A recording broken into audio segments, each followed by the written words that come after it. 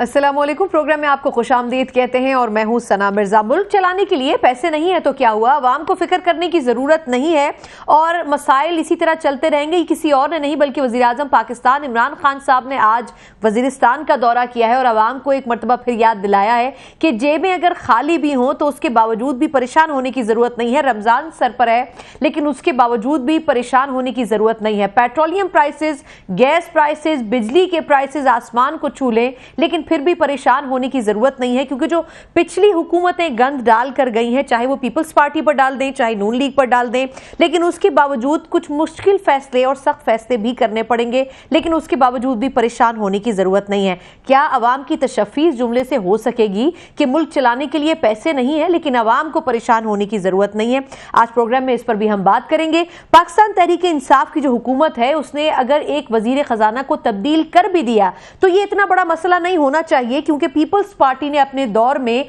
4 वजीर खजाना तब्दील कर दिए और इसके ऊपर भी पाकिस्तान तहरीक इंसाफ को नाअहल करार नहीं देना चाहिए, बल्कि शायद पीपल्स पार्टी को नाअहल तरीन हुकूमत करार देना चाहिए। ये भी आज असद उमर साहब ने एक नई फिलॉसफी रखी है। अगर पिछली हुकूमतों के फेलियर रहे हैं तो इसका क्या मतलब समझा जाए कि जो अगली हुकूमतें आती हैं वो भी उसी पॉलिसी पर चलेंगी? ये भी एक बड़ा सवाल है जो आज असद उमर साहब ने कौमी असेंबली के फ्लोर पर उठाया। ये अलग बात है कि उन्होंने जो अदाद-ओ-शुमार शेयर किए, चाहे वो इन्फ्लेशन रेट हो, चाहे वो दीगर मसाइल हो, चाहे महंगाई हो, उसका किसी भी तौर पुरानी हुकूमतों की नाकामियों या उनकी परफॉर्मेंस से कंपैरिजन करना सरासर गलत है, क्योंकि पाकिस्तान तहरीक इंसाफ जो एजेंडा लेकर आई है वो यकीनन एक नए विजन के साथ है और यकीनन अपनी नाकामियों का एतराफ करना ये बड़ी बात जरूर थी, लेकिन उनका कंपैरिजन पिछली हुकूमतों के साथ करना एक सरासर गलत फैसला था जो आज किया गया। प्रोग्राम में इस पर भी हम बात करेंगे और इसके अलावा एक और अहम चीज जो हमें पंजाब में होती हुई नजर आ रही है वो थी चौधरी सरवर साहब की आज की प्रेस कॉन्फ्रेंस।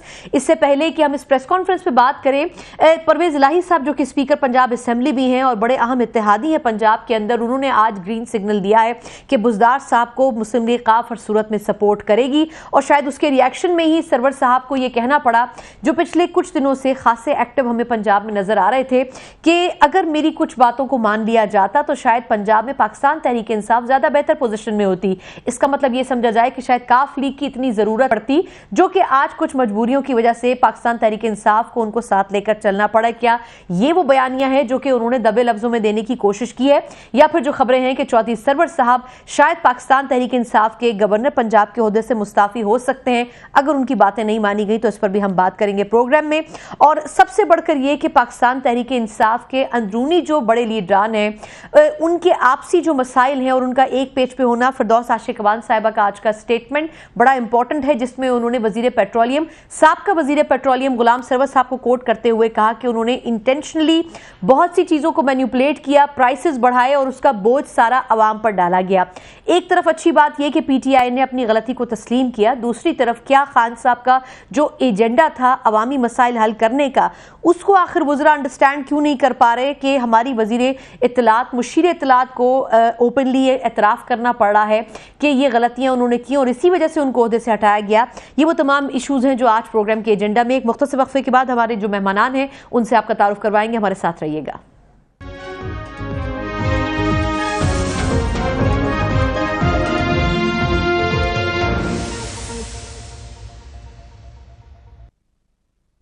ब्रेक के बाद एक बार फिर आपको खुशामदीद कहते हैं। जैसे ब्रेक से पहले हमने जिक्र किया कि तमाम तर मसाइल के बावजूद और मुल्क में पैसे ना होने के बावजूद भी अगर खान साहब लोगों को ये एडवाइस कर रहे हैं कि फिक्र नहीं करनी चाहिए तो यकीनन कोई बैकअप प्लान उनके पास मौजूद जरूर होगा। वो बैकअप प्लान क्या हो सकता है?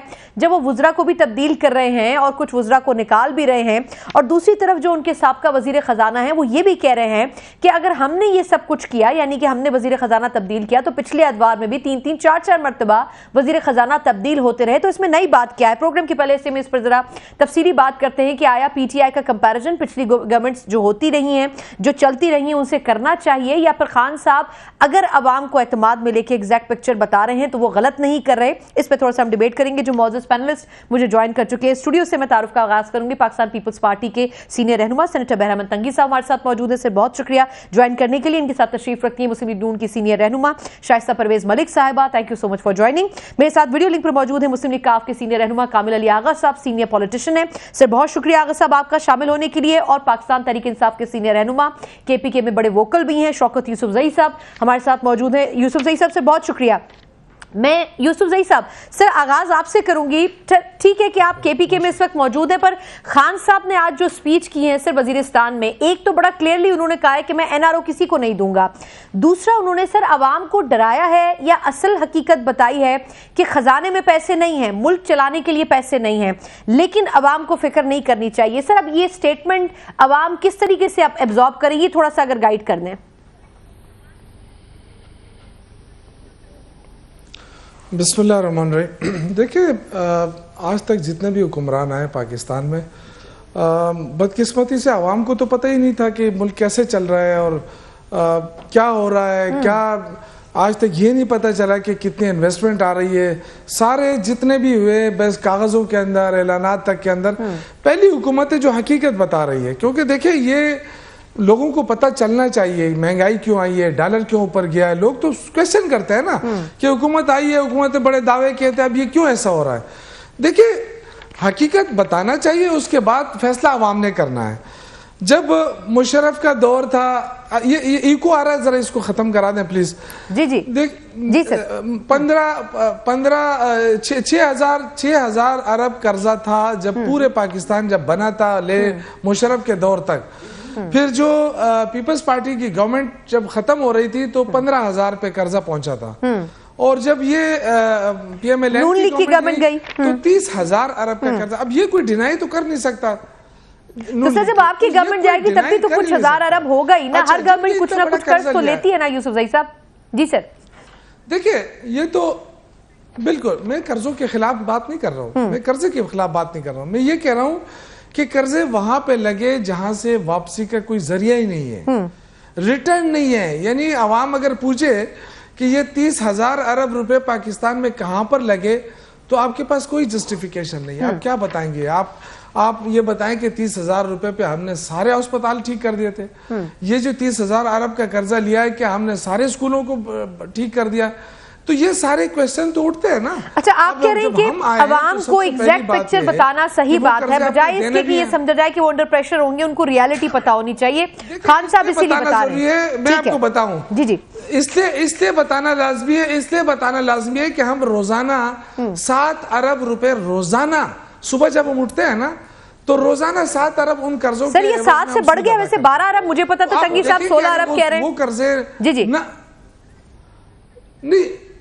नहीं 16 अरब हो या 20 अरब हो, लेकिन हमने कर्जे सूद अदा करना है उन कर्जों पे जो उन्होंने लिए, हमने नहीं लिए ना इमरान खान ने लिए।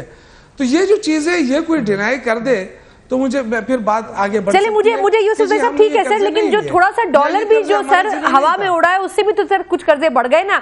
अच्छा मैं आपकी तरफ आती हूँ। ठीक है आपने कहा कि आवाम को पता होना चाहिए। शाइस्ता साहिबा ये जो कुछ आज खान साहब ने कहा, अगर आप वो तकरीर उनकी सुन सकी, उन्होंने कहा कि जो इस वक्त सिचुएशन है मुल्क चलाने के लिए हमारे पास पैसे ही नहीं है, बट ये कि आवाम को फिक्र नहीं करनी चाहिए।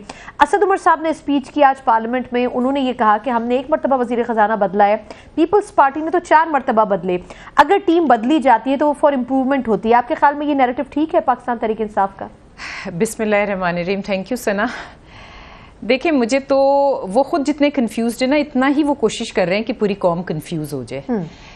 मुझे आप ये बताएं कि ये उनका ये स्वाबदीदी हक है कि वो जिसको लाना चाहें लाएं, जिसको बदलना चाहें बदलें, जिसको जहां बिठाना चाहें बिठाएं, उस पर हमें तो कोई इतराज़ ही नहीं है। इतराज़ सिर्फ ये है, एक तो टाइमिंग हमेशा इमरान खान साहब की गलत होती है जो है, और दूसरे हमने नहीं कहा था। देखिए अगर कोई एक बंदा श्योर था जो मिनिस्टर बनेगा और फाइनेंस मिनिस्टर बनेगा वो असद उमर, बिल्कुल सही। And he was supposed to be the brain of PTI वो कहते थे। और वो कहते थे कि ये आएंगे, इनके पास हर प्रॉब्लम का सोल्यूशन मौजूद है। अब अगर आज अपने ब्रेन को उन्होंने ये एक निकाला ही है नॉन कंप्लायंस पे, नॉन डिलीवरेंस पे, तो ये क्या पैगाम देता है? और मैं एक बात कहती हूँ सना कि इसमें असद ही नहीं टू बी ब्लेम्ड, टीम का captain is to be blamed. मैं उन्हीं की जबान में बात करती हूँ कि उनका स्टार, लेकिन वो कहते हैं मुझे रिजल्ट चाहिए, अगर उसके लिए मैं रिप्लेस करता हूं तो कोई हर्ज नहीं है। स्टार ओपनिंग बैट्समैन उन्होंने जिस तरह निकाला है और जिस टाइम पे निकाला है, देखें हम तो असेंबली में एक बात और पूछ रहे हैं ना कि ये जो IMF के साथ मुआहिदा हो रहा है वो आए शेयर करें, असेंबली में बताएं किन टर्म्स एंड कंडीशंस पे आप कर रहे हैं। और आप जो एमनेस्टी स्कीम जिसके बारे में आपने इतने बयान दिए थे उसमें खुद PTI में इख्तिलाफ है, आप बताएं। तो ये सब चीजें आके, लेकिन बात सुने, जब भी कोई क्वेश्चन की बात आती है ना कि आप पूछते हैं कि आप अपनी डिलीवरेंस का बताएं या हमें इस चीज का हिसाब बताएं या ये करें, तो वो शोर वहां कुछ और मच जाता है और जो नॉन इश्यूज हैं वो हो जाते हैं। अब आप मुझे बताएं कि फवाद चौधरी को, आई थिंक वो तो इनके लिए पूरा काम करे, पूरी गालम गलोच बदजबानियां असेंबली में, पूरा शास्क से वफादार, लेकिन फवाद साहब ने कुछ पार्टी के लीडरों पे क्रिटिसाइज किया था, शायद ये वजह थी। उसको साइंस एंड टेक्नोलॉजी में ली है, उनका कोई दूर दूर से वास्ता नहीं है। क्या इतनी नाए है में साइंस एंड टेक्नोलॉजी? तो मेरी बात सुने, बात सिर्फ ये है कि इन लोगों को पता ही नहीं है, डायरेक्शन ही नहीं है। लेकिन ये तो डायरेक्शन है ना कि जो एक्सपर्टीज नहीं भी होती थी उन लोगों को वो चीजें दे दी जाती थी। नहीं, आप हमारी डिलीवरेंस देख लें और आज देख लें, आज तो पॉलिसी पैरालिसिस है, यहाँ पे कोई फैसले ही नहीं हो रहे, कोई डायरेक्शन ही नहीं है। अच्छा, मैं डिलीवरेंस ही नहीं है। मैं तंगी साहब से थोड़ा सा कमेंट लेना चाहूंगी। तंगी साहब, सर आज पीपल्स पार्टी को कोट किया बिलावल साहब के स्टेटमेंट को कि नाअहल और नाकाम हुकूमत है, असद उमर साहब ने रद्द किया, बट जो उन्होंने कंपैरिजन किया कि आपने अपनी गवर्नमेंट में 4 मरतबा वजीर खजाना बदले, तो वो भी इसलिए कि वो सेटिस्फैक्टरी रिजल्ट नहीं दे रहे थे। तो अगर हमने एक बदल दिया, ठीक है वो ओपनिंग बैट्समैन उनको कह रही है शाइस्ता साहबा, बट अगर बदल दिया तो क्या फर्क पड़ता है? इससे परफॉर्म नहीं किया, उन्होंने चेंज कर दिया। बिस्मिल्लाहिर्रहमानिर्रहीम, शुक्रिया। सना, देखिए मेरी बात सुने, हमने हमेशा इसकी चेंज करने पर और इसकी एक वजीर को दूसरी जगह ले जाना, हमने एतराज़ तो नहीं किया है। देखिए उनकी स्टेटमेंट, उनकी पॉलिटिकल विजन पे हमारा शक है कि इस हफीज शेख के बारे में 2011 के मीनार पाकिस्तान के जलसे में श्री मुजारी साहब का रिकॉर्ड स्टेटमेंट मौजूद है, कुछ कहा था, हम इस पे बात करते हैं। और क्या जब पाकिस्तान पीपल्स पार्टी ने अगर 1 या 2 या 3 को चेंज किया है, तो क्या पाकिस्तान पीपल्स पार्टी की लीडरशिप ने किसी भी फाइनेंस मिनिस्टर को अवाम के सामने रखकर तब्दीली का नाम दिया था? उसने उसको फाइनेंस मिनिस्टर रखा और फिर जब लीडरशिप की उसकी कारकर्दगी से या किसी वजह से उन्होंने नाराज थे तो दूसरे को ले आया और अवाम को पता भी नहीं चला था कि आज एक है या दूसरा है। लेकिन असद उमर को इमरान ने तब्दीली का नाम दिया था। और ये मैं आपको बता रहा हूं कि जब उसको तब्दीली का नाम दिया, जैसे बुजदार को तब्दीली का नाम दिया है, तो मैं अभी समझता हूं कि सिर्फ मैं बार बार ये कह रहा हूं, 2 हफ्ते पहले भी मैंने कहा था कि असद उमर से इस्तीफा लिया गया है। कौम को तो इतना बताएं कि मैंने असद उमर से इस्तीफा किस लिए लिया, क्या उसकी इकोनॉमी पॉलिसी ठीक नहीं थी या किसी और वजह से? इसलिए मैं पूछता हूं और मैं हक बजानी भी हूं एज ए पार्लियामेंटेरियन कि इनके तमाम वज़रा उनको जस्टिफाई कर रहे हैं। तो जब वो जस्टिफाई हैं तो फिर इमरान ने उसको क्यों चेंज किया? इट मींस कि उसकी जस्टिफिकेशन अपनी जगह पे है, हो सकता है कि किसी के कहने पर इसको निकाला है। तो हम समझते हैं कि इमरान के पास इस वक्त जो पॉलिसीज है, देखिए इसने कहा कि पैसे नहीं है, इसने ये नहीं कहा था कि 500 अरब रुपए की चोरी हो रही है, तो 9 महीनों में कम से कम 300 अरब रुपए की रिकवरी तो हो चुकी है। सर उन्होंने एक्सेप्ट तो किया ना, चले बाकी लोग कभी एक्सेप्ट नहीं करते थे। आज असद उमर साहब ने कहा कि मैं टैक्स रिफॉर्म्स नहीं ला सके, गलती तो एक्सेप्ट कर ली ना उन्होंने। सना, शायद 9 महीनों में 2 बातें हैं, 6,000 अरब और 30,000 अरब, 6,000 अरब और 30,000 अरब। भाई इनसे निकले आप। 9 महीने की हम 1 करोड़ नौकरियां, हम 50 लाख घर नहीं मांगते हैं, हम 9 महीने की परफॉर्मेंस मांगते हैं। जो आप आवाम के साथ जो गेम खेल रहे, इनके बारे में तो हमारा हक है कि हम आपसे पूछें। चले अच्छा, मैं यूसुफ ज़ई साहब, सर आपका टेक लेती हूँ, मैं आगा साहब को जरा शामिल कर लूं। सर आप ही की सपोर्ट में बोलेंगे। आगा साहब, इससे पहले मैं शुरू करूं, सर ये बताइएगा, आज तारिक बशीर चीमा साहब और पीटीआई के एक एमपी थे सर, उनके दरमियान, हाँ चौहान साहब, सर ये फरमाएगा कि वैसे ये वाकया छोटा सा है लेकिन मैं आपका कमेंट जरूर चाहूंगी। उनकी तल्ख कलामी हुई डिलीवरेंस के ऊपर, परफॉर्मेंस के ऊपर। क्या काफ लीग बर्दाश्त कर रही है कि अलायंस की सूरत में पंजाब में चले पीटीआई के साथ? और दूसरा, पीटीआई की पॉलिसीज पर काफ लीग को कोई एतराजात हैं आपके ख्याल में, या आपको लगता है जो कर रही है ठीक कर रही है पीटीआई? देखें शना, सबसे पहले तो ये है कि हम जो है वो साथ दे रहे हैं इमरान खान का, बिल्कुल, और इमरान खान के साथ देने में हम इतने पुर यकीन और बाएतमाद हैं कि इंशाल्लाह आखिरी इंशाल्लाह जी और सर। हम कभी भी किसी दोस्त के साथ दोस्ती निभाने में कभी कोई कमी नहीं करते। बिल्कुल ठीक है, आज बिल्कुल भी ठीक है। चौधरी परवेज लाई ने बड़े साफ अल्फाज में कहा हाँ। कि वजीर आला पंजाब के साथ हम पूरे सर बड़ी लंबी खामोशी के बाद कहा ना उन्होंने, बड़ी खामोशी के बाद आज कहा और जवाब भी आ गया सरवर साहब का उस पर। चलिए उस पर हम बाद में बात करेंगे। ये बात तो चौधरी शुजात हुसैन पिछले 2 हफ्तों में कोई 4 मरतबा कह चुके हैं और चौधरी परवेज लाई साहब ने, जाहिर है वो स्पीकर हैं तो उनकी कोई लिमिटेशंस हैं। वो तो एक साफी ने सवाल कर दिया जिसके बाद उन्होंने बड़े वाज़ेह अल्फाज में ये कह दिया कि हम मजबूती के साथ उस्मान मुज़्ज़ार के साथ खड़े हैं और खड़े रहेंगे। तो ये तो यकीन कर लेना चाहिए कि पाकिस्तान मुस्लिम लीग की क़यादत जो है वो जिसके साथ दोस्ती करती है पूरी मजबूती के साथ करती है और ये मुश्किल हालात आते रहते हैं। जाहिर है मुश्किल हालात के अंदर हम हमेशा चलिए काफ लीग सपोर्ट करेगी। सर अब क्वेश्चन के दूसरे हिस्से पे आ जाएं। सर क्या खान साहब जो कुछ कह रहे हैं और कर रहे हैं, टीम बदल रहे हैं, गलत कर रहे हैं वो? जी नहीं, कतई तौर पे वो गलत नहीं कर रहे। उन्होंने जो कहा था वो कर रहे हैं। उन्होंने कहा था कि कारकर्दगी की बुनियाद पे, ये वैसे हमेशा दूसरी हुकूमतों के अंदर वजीर आजम भी यही कहते रहे हैं। आप पिछली 3 हुकूमतें देख लें, उसके अंदर यही कहा जाता रहा कि कारकर्दगी की बुनियाद पर हर 3 माह बाद जो है तब्दीली लाई जाएगी। लेकिन आपने देखा कि ठेकेदारी पे वजारतें दी जाती रहीं, अपने अजीजों को नवाजा जाता रहा और इवन यहां तक कि आप मुझे ये बता दें कि वो 26 अरब डॉलर 26 बिलियन डॉलर जो नवाज हुकूमत बता रही थी कि हमारे पास फॉरेन करेंसी रिजर्व मौजूद है, वो किधर गए, किधर चले गए? वो 2-2.5 अरब बिलियन डॉलर 2 बिलियन डॉलर भी बकाया नहीं बचा था। और उसके बाद अगर संभाला दिया है इमरान खान ने और कोशिश करके दिया है और अब फिर 17 बिलियन के ऊपर रिजर्व चले गए हैं, तो मैं समझता हूं कि ये कारकर्दगी तो है, लेकिन उधार लिए हुए पैसों के ऊपर वो यकीनी तौर पे उसको बुनियाद बना के आगे नहीं बढ़ सकते। अभी IMF के साथ जो बातचीत चल रही है उसमें भी पैसे आएंगे और बड़ी रकम आएगी, लेकिन वो भी उधार होगी, वो भी पाकिस्तान की मलकियत नहीं होगी। और जो पिछले पाकिस्तान के ऊपर डेफिसिट चल रहा है और यकीनी तौर पे जो यानी से कुछ और अरसा टफ टाइम होगा। अच्छा का कर्जा चल बिल्कुल ठीक है, लेकिन काफ लीग एनी केस सपोर्ट करेगी। 7 अरब रुपया जो है वो सूद दिया जा रहा है। ये सारी चीजें मैनी रखती हैं। इस सूरत हाल के अंदर अगर इमरान खान ये बताते हैं कि मुश्किल हालात हैं, अभी मुश्किलात बर्दाश्त करनी पड़ेंगी, तो मैं समझता हूं ये हकायक है जो बताए जा रहे हैं कौम को और कौम के सामने। ठीक है आगा साहब, लेकिन अब मुश्किल हालात में फिर आप मोनिस लाई साहब के लिए वजारत भी मांगते हैं, आप और मुश्किलें बढ़ा देते हैं, ये भी एक मसला है। चलिए मैं आती हूँ उसके ऊपर। मैं यूसुफजई साहब मुख्तसर सर ब्रेक से आपका टेक ले लूं। आप कुछ ऐड करना चाह रहे थे जब तंगी साहब फरमा रहे थे कि जो कुछ पिछली गवर्नमेंट्स में रहा और जो कुछ अभी हो रहा है। सर क्विकली अगर ब्रेक से पहले आप बता दें। देखिए अपोजिशन के पास इस वक्त कोई जेन्युइन इशू तो है नहीं कि वो उठा सके, क्योंकि रोजाना टॉक शो होते हैं और मेरे ख्याल दर्जनों चैनल टीवी चैनल से हर एक को जाना पड़ता है। तो ये एक इशू इनको लग रहा है कि जी वजीर खजाना चेंज हुआ, पहले ये कहा था अब ये कह रहे हैं। देखिए असल चीज ये है कि मुल्क का इशू है और हम सबको मिलकर, देखो अपोजिशन और गवर्नमेंट दोनों को मिलकर इस मुल्क को बहरान से निकालना होता है। ये ऐसा नहीं होता हम तनकीद ये होता रहता है, ये चलेगा। लेकिन जो लोग असेंबली में बैठे हैं ना, शौकत साहब सर माहौल हमने पार्लियामेंट में कभी देखा ही नहीं है ऐसा सर, दोनों तरफ से नहीं देखा हमने। तो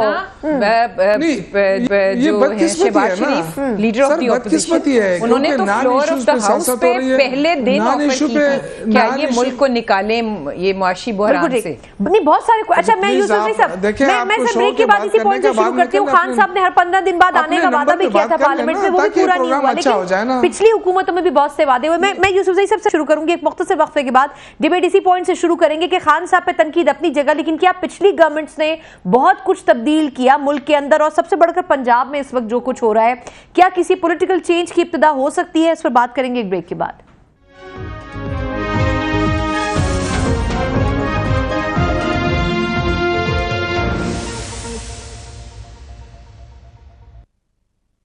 ब्रेक के बाद एक बार फिर आपको खुशामदीद कहते हैं। मैं आगा साहब सर आपसे शुरू करना चाहूंगी।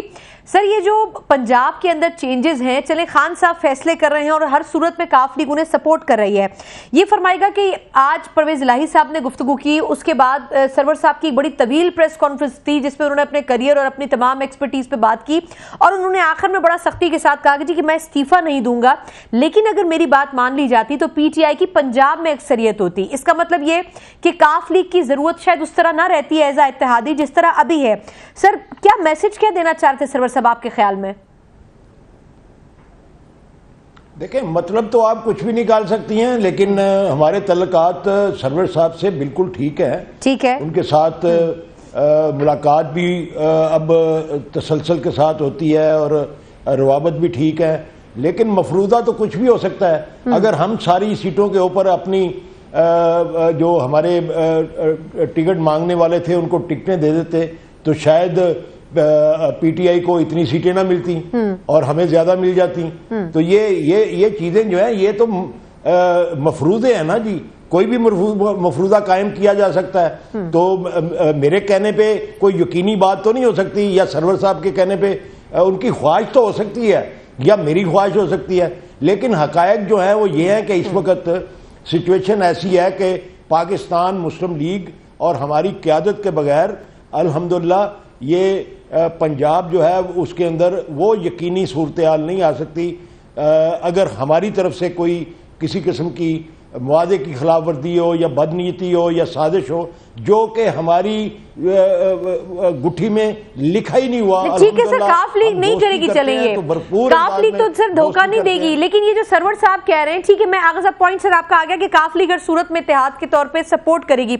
शाइस्ता साहब ये जो सरवर साहब ने कहा है कि अगर मेरी बात मान ली जाती, वो नून का भी हिस्सा रहे, 2/3 मेजोरिटी पीटीआई को मिल जाती, आपको लगता है कि वाकई सरवर साहब के पास इतनी जबरदस्त टिप्स होंगी? पीटीआई ने नहीं सुनी उनकी बात सुने, पहले तो मैं आगा साहब की बात का जवाब दे दूं। देखें, आई बिलीव इन व्हाट आगा साहब इज सेइंग कि ये इनको वो कि इन्होंने तो निभाई है और ये निभाएंगे आखिर तक, पीटीआई के साथ खड़े होंगे। लेकिन मेरा सवाल आगा साहब से है कि क्या जो पीटीआई ने इनसे वादा किया था वो वादा वो पूरा कर रहे हैं? और ये उस वादे के बगैर कौन सा वादा? 2-3 वादे थे। देखें, एक तो वादा जो मिनिस्ट्री ये अब भी कभी भी होल्ड पर है। हाँ, बिल्कुल हाँ, वो वादे उन्होंने क्या पूरे किए?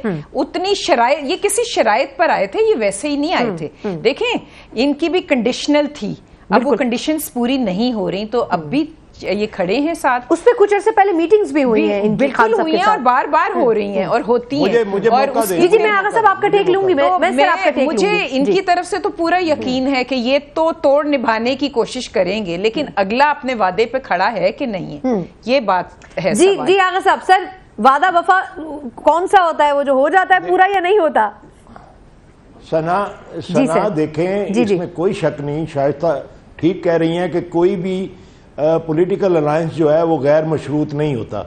हमारा बी अलायंस जो है पीटीआई के साथ वो मशरूत था और वो शराइत जो है वो तयशुदा थी और उसके अंदर ये था कि मशावरत होगी और तसलसल के साथ होगी। दूसरी बात ये थी कि पॉलिसी मेकिंग में हमारी इनपुट जो है वो शामिल होगी। उसके बाद पावर शेयरिंग वाला मामला था।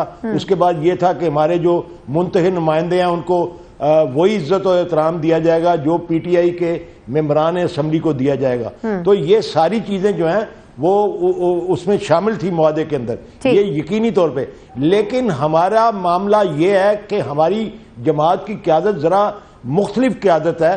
कौमी इशूज़ के ऊपर हम एजिटेट भी करते हैं और मजबूर भी करते हैं, हमेशा मजबूर करते भी रहेंगे कि इश्यूज के ऊपर आवाम को रिलीफ देने के मुतल्लिक जो है पीटीआई जो है वो तवज्जो दे और आम आदमी को डिलीवर करे।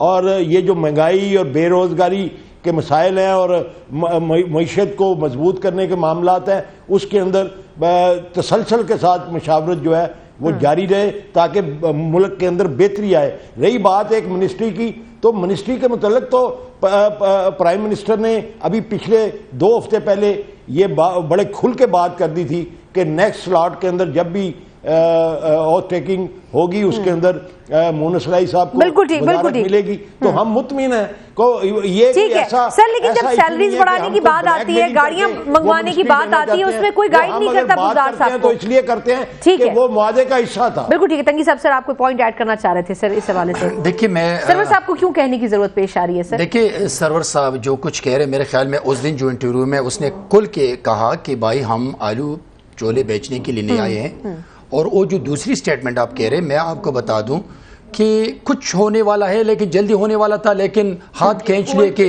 थोड़ा सा होल्ड किया है पंजाब में, आप पंजाब में। लेकिन मैं आगा साहब हमारे लिए काबिल एहतराम है और सीनियर पॉलिटिशियन, बिल्कुल, नो डाउट। मैं इज्जत के साथ आगा साहब से पूछना चाहता हूं कि क्या आज आप तो पॉलिटिकल लोग हैं और आप समझते हैं कि मुल्क के अवाम को कुछ डिलीवर होना चाहिए, तो क्या इस वक्त जो सिलेक्टेड प्राइम मिनिस्टर के साथ जितनी भी पार्टीज एलाई हैं, आप बताएं कि आप पॉलिटिकली या प्रोफेशनली या मेंटली या फिजिकली आप मुतमईन हैं, आप सेटिस्फाइड हैं कि इस हुकूमत का साथ देने से आपकी पार्टी का इमेज अवाम में खराब होता जा रहा है, या आपकी जो पार्टी का जो इमेज है, आपकी जो जनरल मासेस है। तारिक चीमा साहब ने कल कहा, जब नए सूबों की बात हुई तो इत्तेहादी होने के बावजूद भी उन्होंने शिकायत की, तो मैं आगा साहब बताइए, आप बताएं कि क्या आप सेटिस्फाइड हैं कि आपके इस हुकूमत का साथ दे रहे हैं? बेशक आप दें, लेकिन क्या आप सेटिस्फाइड हैं कि आपके अवाम आपसे मुतमईन है इस किरदार से? भूखे मर रहे हैं आज लोग। अच्छा आगा साहब क्विक रखिएगा सर, मुझे यूसुफजई साहब को टाइम देना है सर। जी जी, टिंगी साहब मेरे लिए काबिल एहतराम है और इसमें कोई शक नहीं कि अवाम को रिलीफ अभी तक नहीं मिला, लेकिन जो मारूजी हालात चले आ रहे हैं, मैं ये रवायती बात नहीं करूंगा, मैं हकायक के ऊपर बयान करूंगा।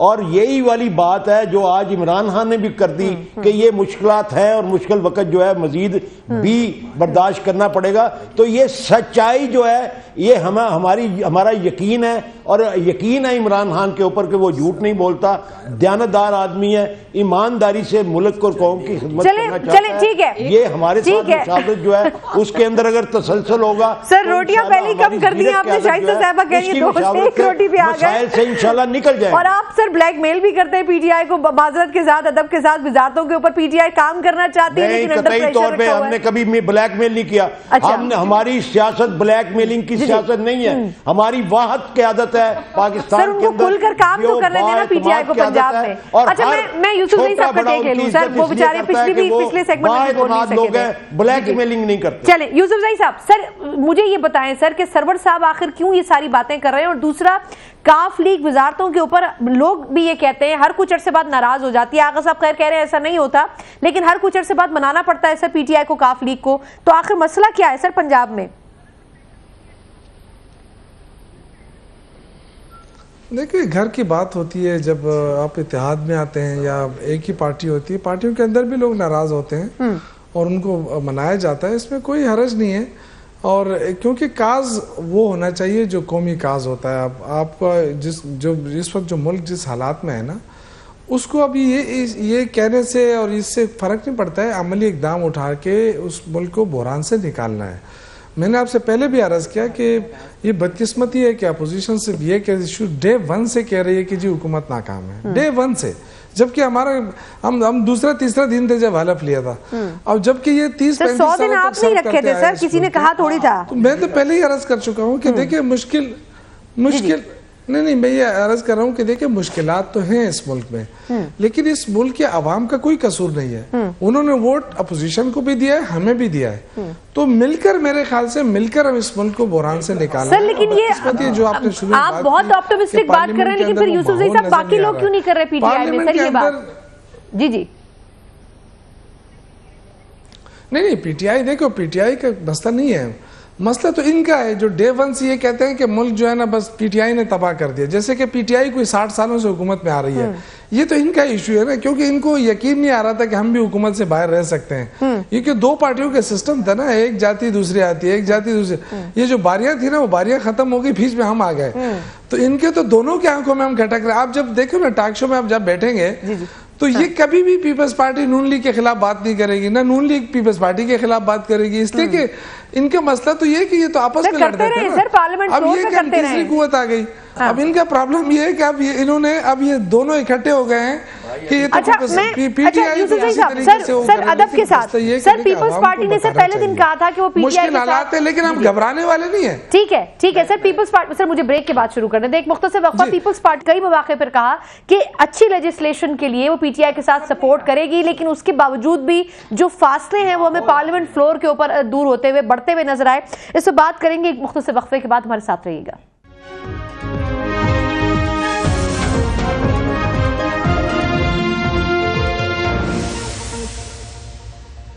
आपको खुशामदीद कहते हैं। काबिल लियाकत साहब हमारे साथ प्रोग्राम की आखिरी सेगमेंट में मौजूद नहीं है। यूसुफजई साहब, सर मैं शुरू आपसे करूंगी।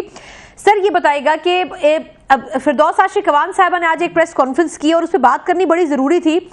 बहुत अच्छा लगा कि उन्होंने ये तनकीद भी की कि किसी हद तक जो वज़रा हैं उनको हटाने की कोई ना कोई वजह थी। उन्होंने कियानी साहब का नाम लिया सर, उन्होंने गुलाम सरवर साहब का नाम लिया, लेकिन क्या आपके ख्याल में ओपनली जो मसाइल थे उनको एड्रेस करना और पब्लिक के सामने लाना क्या करना चाहिए था पीटीआई को सर, या नहीं करना चाहिए था?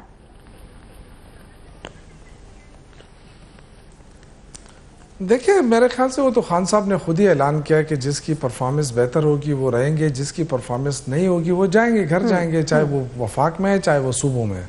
तो इस पर तो बात करनी फजूल है, क्योंकि वो तो ऑलरेडी एक पॉलिसी है, पीटीआई की पॉलिसी है और उसको यानी ओपनली एड्रेस भी किया जाएगा। बात तो है नहीं, आपको पता है पूरे शेरपा साहब की जो, हाँ, लेकिन देखिए बेहतरी की कोशिश हो रही है ना। बेहतरी की कोशिश में हमेशा ये होता है कि इंसान खुशफहमी होती है कि कोई अच्छा डिलीवर करेगा कोई ये, लेकिन नहीं हो सका तो किसी और को चांस मिलना चाहिए।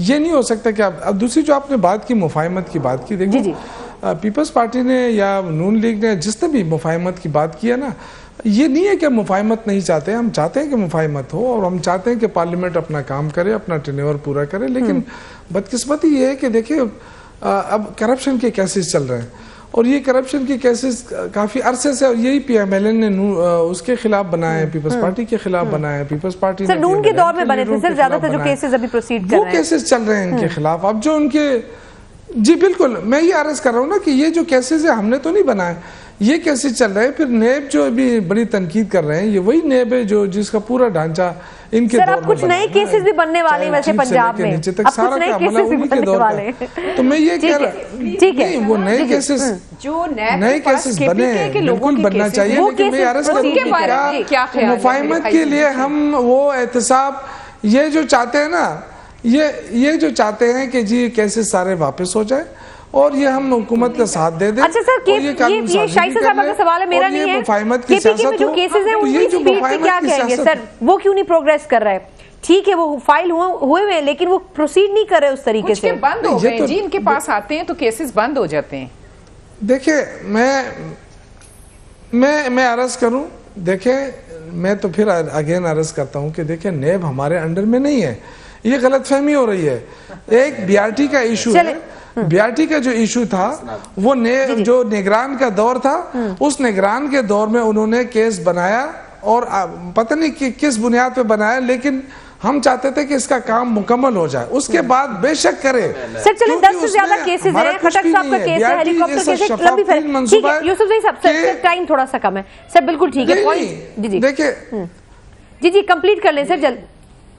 सर यूसुफजई साहब सर क्विकली कंप्लीट कर लें सर बात अपनी। मैं ये अर्ज कर रहा हूँ कि देखिए ये एक तो अपोजिशन के मैं ये अपोजिशन का ये शौक है कि हमारे ऊपर तो केसेस चल रहे हैं, चलो पीटीआई के खिलाफ भी केसेस चल रहे हैं। चलिए अलीम खान साहब भी अंदर है, ठीक है बात खत्म, पॉइंट आ गया। लेकिन दरखास्तों पे केसेस नहीं बनते, उन्होंने डाके का लफ्ज़ इस्तेमाल किया, फिरदौस हमारे खिलाफ डाका मारा, ये बड़ी बात है के बारे में कह रहा है। ठीक है यूसुफजई साहब पॉइंट आ गया सर। सना मैं आपको एक बात बता रहा हूँ, आज फिरदौस ने जो कुछ कहा गलत कह रही है। देखिए कोई मिनिस्टर ऐसा नहीं है कि वो पार्टी चीफ एग्जीक्यूटिव की पॉलिसी के खिलाफ चले, यही सवाल ये अभी फिरदौस नाकाम कोशिश करती है कि जो सिलेक्टेड प्राइम मिनिस्टर नालायक और नाअहल प्राइम मिनिस्टर हैं उनकी रिस्पांसिबिलिटी को डाइवर्ट करने की नाकाम कोशिश करते हैं। मैं समझता हूं कि मिनिस्टर वो करता है जो चीफ एग्जीक्यूटिव की पॉलिसी होती है, उसकी पार्टी के मंशूर, उसकी पार्टी की मैनिफेस्टो पे होता है। तो मैं समझता हूं कि ये जिम्मेदार है इमरान। दूसरी तरफ मेरे शौकत भाई ने 4 मरतबा कहा कि माहौल। भाई जब आपके प्राइम मिनिस्टर मुद्दे से बात करने के लिए तैयार है और अपोजिशन लीडर के साथ हाथ मिलाने के लिए तैयार नहीं है और नैरेटिव वो है कि ये करप्ट है, आपको मिलाना होगा हाथ। अगर आप चाहते हैं कि इस डेमोक्रेटिक सिस्टम को मजबूत, आइन की पासदारी हो, पार्लियामान मजबूत हो, तो आप अपोजिशन लीडर के साथ हाथ मिलाएंगे। इसलिए कि इस प्रोसेस में आप तब जब तक कामयाब नहीं हो सकते जब तक आप अपोजिशन को, और दूसरी बात यह है कि एनआरओ आज तक आवाम आपसे पूछती है, आपसे आवाम ये भी पूछती है कि पार्लियामान में आके कर्जों को कहां खर्च किए, वो भी आप आवाम से आपसे पूछते हैं। पार्लियामान में आके कौम को बताएं। आप क्या समझते हैं जी फिरदौस साहब, आप अपना मैं तो आपको मुबारकबाद देना चाहती हूँ और मैं पीटीआई के लोगों से ये पूछना चाहती हूँ कि इनको बाहर से लाने की क्या इनमें कोई अहल बंदा नहीं है जो मिनिस्ट्री संभाल सके या नशरियात को, इत्तलात को संभाल सके? क्या इनके अपने बंदे खत्म हो गए जिन्होंने 22 साल पीटीआई के साथ स्ट्रगल किया है? क्या उनमें कोई नहीं है? मुझे पूछ के बता दें। शौकत साहब सर आप कंक्लूड कर दें सर। पीटीआई से ताल्लुक रखती है जी शौकत को बनाए। मैंने शौकत साहब हमारे लिए तो केपी कैसे सर आप हो चुकी है जी, वो पीटीआई का हिस्सा है। और मैं अपने भाई से अर्ज करूं, तंगी भाई ने जो बातें की मैंने देखे, हम करप्शन के केसेस खत्म नहीं कर सकते। ये कहते खत्म खत्म हो चुका है, वक्त खत्म हो चुका है। आप डिलीवर करें करप्शन के केसेस को इदारों पे छोड़ दें। आप तीनों मेहमानों का बहुत शुक्रिया। प्रोग्राम का वक्त खत्म होता है, बहुत माजरत चाहूंगी। प्रोग्राम का वक्त रुका है, मुझे इजाजत दीजिए। अल्लाह हाफिज।